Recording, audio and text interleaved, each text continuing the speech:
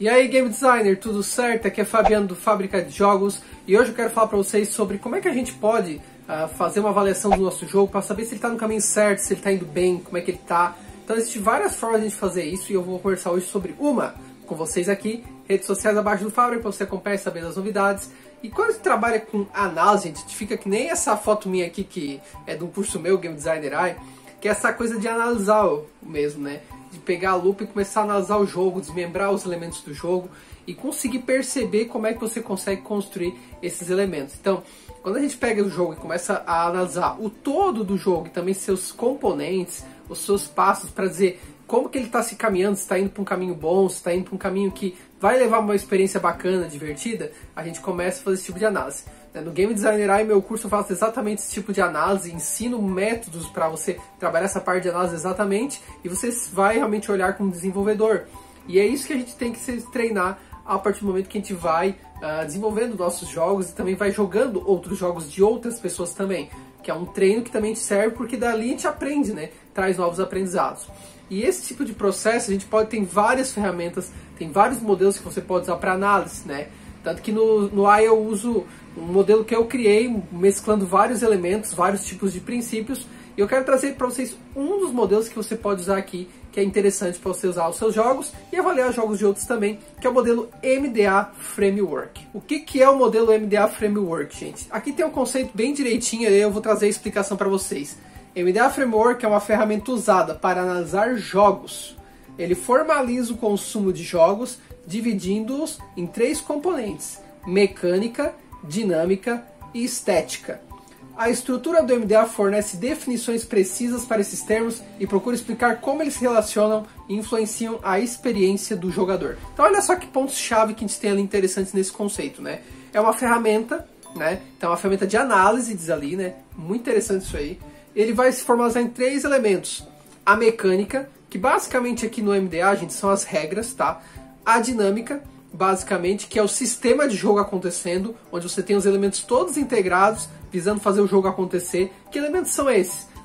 São a narrativa, são as regras sendo executadas, são os personagens, são os jogadores, né, o dado rolando, é toda a dinâmica, né, que acontece entre a estética e as mecânicas também que o jogo tem.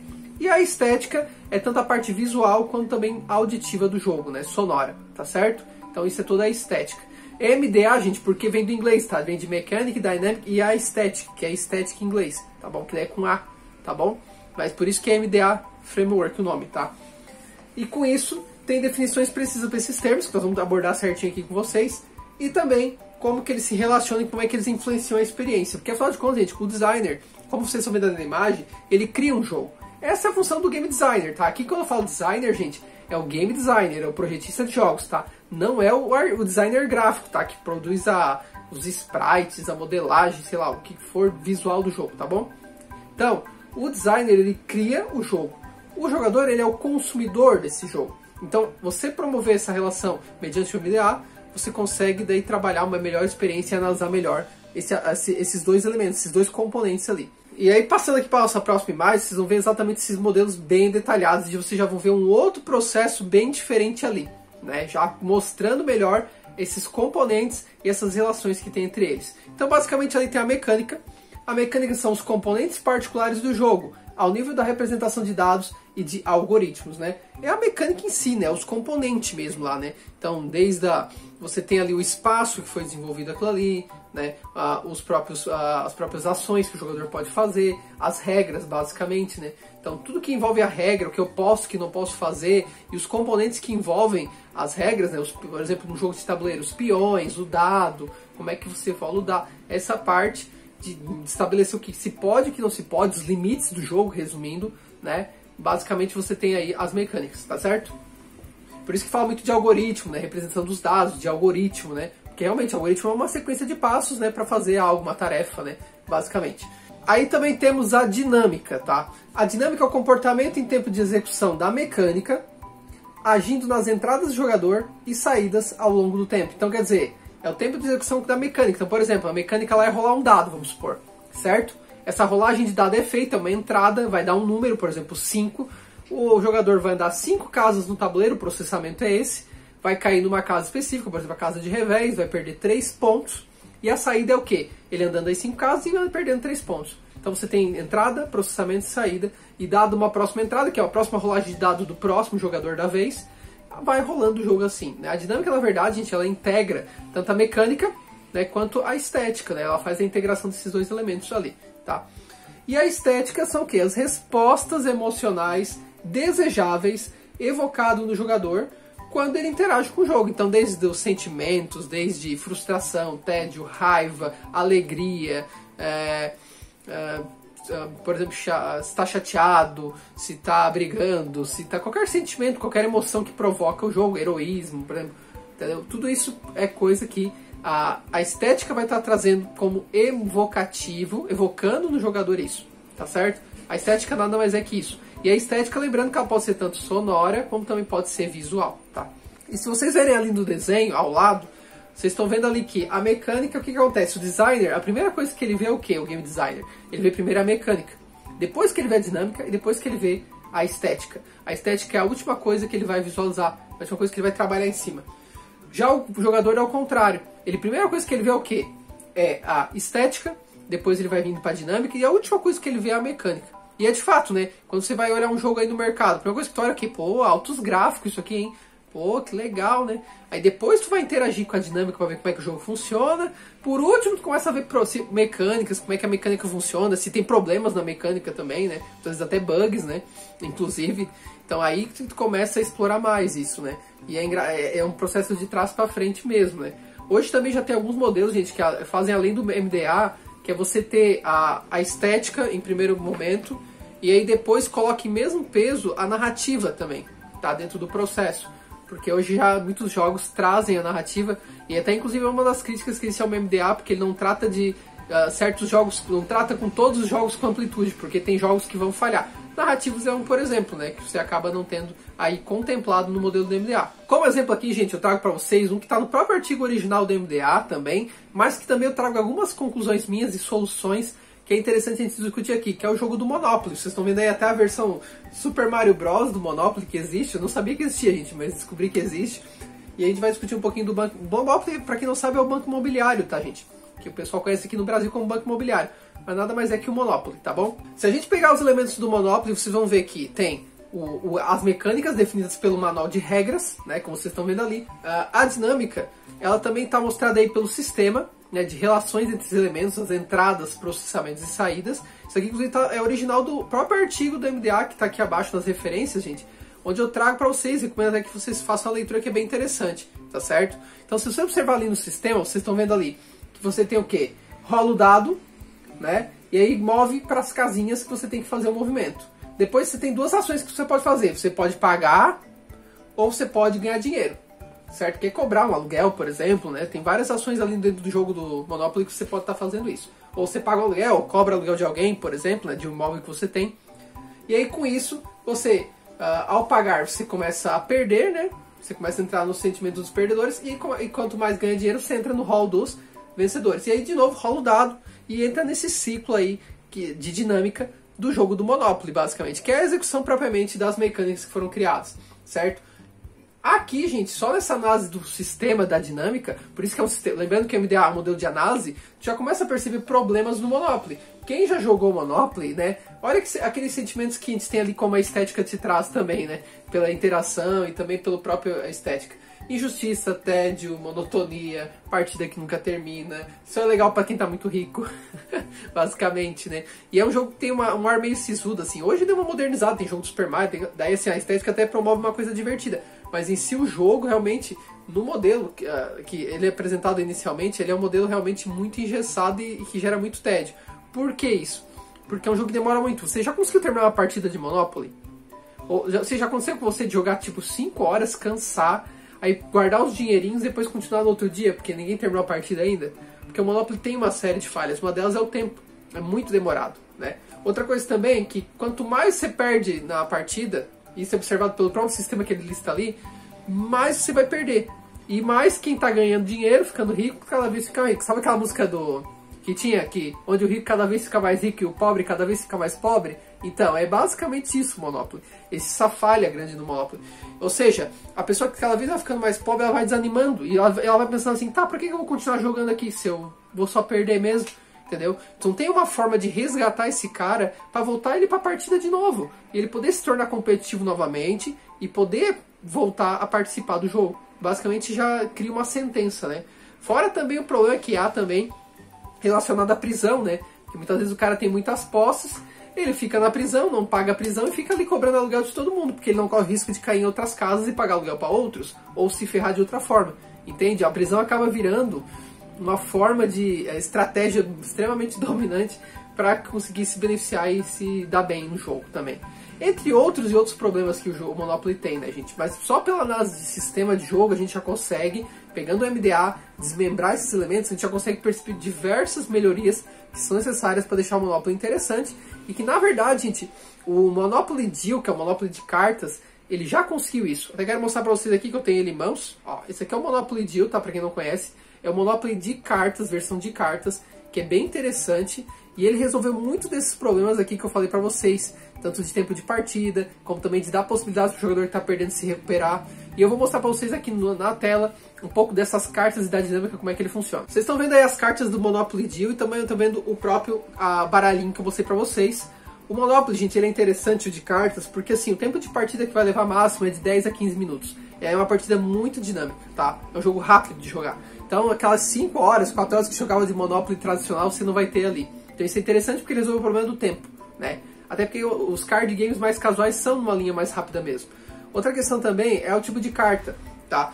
Quantas partidas eu já joguei que basicamente eu tava praticamente com pouca posse, quase perdendo, mas eu me recuperava usando, por exemplo, uma carta de golpe baixo, que rouba um conjunto completo de posse, ou então que eu tomava uma posse de alguém, ou então que eu cobrava aniversário de todo mundo e começava a comprar dinheiro. Porque o que acontece no Monopoly de cartas? Você tem que fechar 3 conjuntos completos de posses, certo? E muitas vezes você fecha 6 conjuntos completos de posses com pouco dinheiro no banco, com poucas posses, entendeu? Porque essas outras cartas que eles criaram de ação tornou o jogo mais dinâmico para fazer com que aquele jogador que está perdendo consiga se recuperar. E que o que está bem de vida, está tudo bem lá, ele consiga se ferrar também e não ficar com aquela bola toda. Então isso aí foi uma forma que eles criaram de criar recursos para o jogador, de forma que ele consiga tomar a partida novamente. E aí o jogo fica muito mais interessante, fica muito mais dinâmico. Não fica chato como o Monopoly tradicional. Porque o Monopoly tradicional acaba ficando muito entediante, né? Acaba basicamente você não tendo muito mais possibilidades de reagir perante o que está acontecendo ali. Outra análise que ele traz até interessante no artigo também, só que daí eu desmembrei melhor, expliquei melhor, porque no artigo só tá um gráfico ali explicando e não explica detalhadamente. É a questão, por exemplo, de uma rolagem de dados. Você pegando o MDA, você pode desmembrar uma rolagem de dado e tirar conclusões de como você pode entender essa rolagem e que impacto que ela vai gerar para o teu jogo. Então, por exemplo, vamos supor que tu usa 2 dados no teu jogo, certo? Que é o caso do Monopoly, ele usa 2 dados para rolagem de dado e você caminha na casa. Dado somatório dos dados rolados, 2 dados rolados, você anda na casinha. Então, se tirou 1 e 1, anda 2, certo? E assim por diante, né? Tirei 4 e 3, anda 7, né? Sempre somatório. Ou seja, você tem 36 possibilidades de andar de casas que você tem nesse jogo, certo? Com base nisso, você consegue criar probabilidades. Então fiz ali embaixo a probabilidade de andar até 6 casas, por exemplo. Então você tem 41,7%. Andar de 7 a 9 casas, você tem 41,7% também. E você tem de andar a 10 a 12 casas, 6,36 sobre 36, que dá 16,7%. Isso aqui não dá bem 100%, a gente passa um pouquinho, tá? Porque o Excel ele arredonda, tá? Ele faz um arredondamentozinho ali, dá 100,1, se eu não me engano. Mas, só pra gente ter aqui um caso para traçar um paralelo, tá bom? O que você consegue perceber com esse mapeamento dos dados aqui? Coisas como, por exemplo, você analisando essa dinâmica aqui dos dados, né? Que vai rolando ali conforme vai acontecendo as entradas, você consegue, por exemplo, perceber quanto que o peão vai andar no tabuleiro. Com isso você consegue pensar que casas que ele pode cair, por exemplo, traçar um raio, né, de casas que ele vão cair. Você consegue perceber tempo de partida que vai levar, porque quanto mais ele anda na casa, vamos supor que seja o jogo para chegar no final do tabuleiro. É legal isso, porque daí tu sabe quanto tempo vai levar para ele chegar lá no final do tabuleiro e você já consegue traçar quanto tempo de partida tu quer, por exemplo. Ou vamos supor que você usa um dado para dar poderes pro jogador. Então quer dizer, se é um poder muito fodástico, eu já colocaria numa probabilidade menor, né, de andar de 10 a 12 casas, por exemplo, porque olha quantas chances ele tem daí de ganhar, 6 sobre 36, ou seja, ele tem 6 chances dentro de 36 possibilidades. Então isso aí diminui um pouco o poder dele, porque e assim como as coisas mais bobas, mais simples de efeitos, eu colocaria num andar até 6K ou uma porcentagem maior, porque daí você quer que aconteça com mais frequência esse poder, né? Então a rolagem de dado para dar um poder, para conseguir algum êxito, alguma ação, isso tudo eu poderia mapear aqui também pelos dados e conseguir traçar que tipo de poder que eu quero dar para deixar menos possível, mais possível, e balancear o meu jogo como eu quero. Então veja, num dado eu consigo já pensar em muitas coisas que eu posso elaborar, inclusive para o próprio Monopoly também, para fazer caminhar, e que casas que vão cair, né? Pensar melhor em que casas que eu coloco aqui, para não ferrar tanto o jogador e por aí vai. Aí por fim, pessoal, ele traça um paralelo para vocês ali que as mecânicas são as regras, a dinâmica é o sistema, e depois a estética é trazida como a diversão, a fun, né? Ali que ele bota em meio entre aspas, porque na verdade a diversão para ele ali não necessariamente se resume só à diversão. Ele detalha isso em 8 elementos, tá? E, inclusive ele diz no próprio artigo também que não se limita a esses 8 elementos, que você pode incluir mais, né? Que vão trazer esse pouco de elemento de diversão. Então ele traz primeiro a sensação, que é o jogo com o prazer dos sentidos, né? Que é tato, paladar, visão, audição, né? Todos esses sentidos. A fantasia, como jogo de faz de conta, né? Então envolve isso também, a diversão. A narrativa, jogo como drama, tá? Ele inclui a narrativa aqui dentro do pacote de estética, mas vocês vão ver que outros modelos, como eu falei anteriormente, está à parte, tá depois da estética, tá? Que a pessoa vai ver. O desafio também, jogo como pista de obstáculos, tá? Então o desafio basicamente também tá aí. O companheirismo, jogo como contexto social, porque tu interage com a galera, tá jogando ali. Né? A descoberta, jogo como território não mapeado, ou seja, tu vai explorar o jogo, vai descobrir coisas, vai experimentar coisas, né? A expressão como autodescoberta, né? Então, ou seja, você vai se conhecendo e sabendo como é que você reage ao jogo, como é que você, né, interage com ele. E a obediência, que é o jogo como passatempo, basicamente. Né? Então veja que esses elementos aqui traz um pouco aí de como você pode mapear a diversão pelo modelo do MDA. Inclusive recomendo esse artigo aqui para vocês, que está traduzido o artigo do MDA para vocês, que é um artigo da USP, bem legal.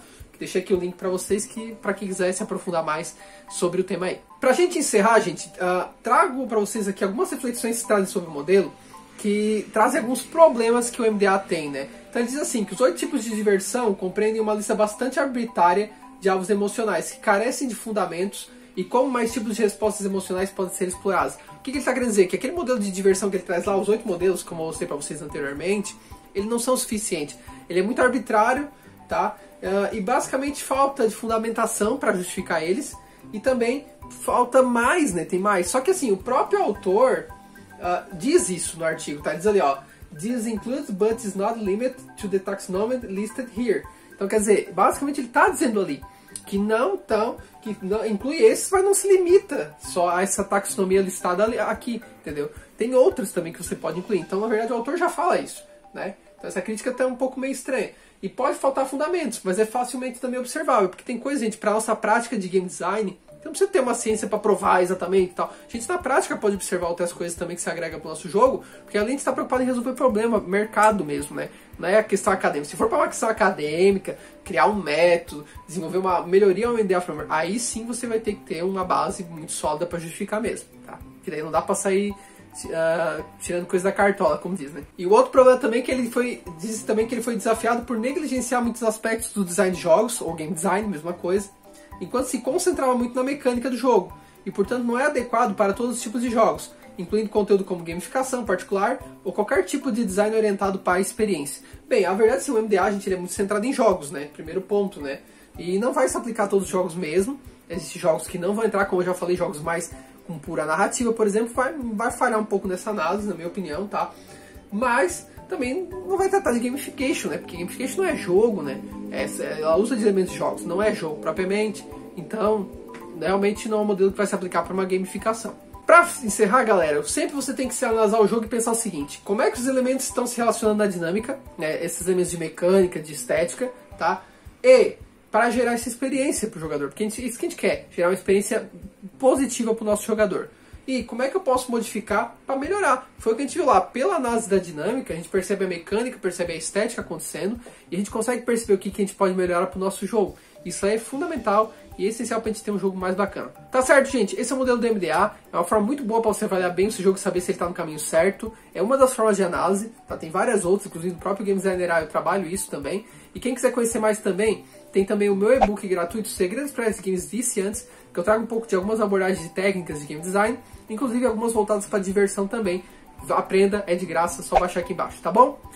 Muito obrigado por você que assistiu aqui o vídeo. Comenta aí nos comentários se você já conhecia o MDA Framework, se você já tinha trabalhado com ele, enfim, e como é que pode ajudar você a fazer sua análise, tá bom?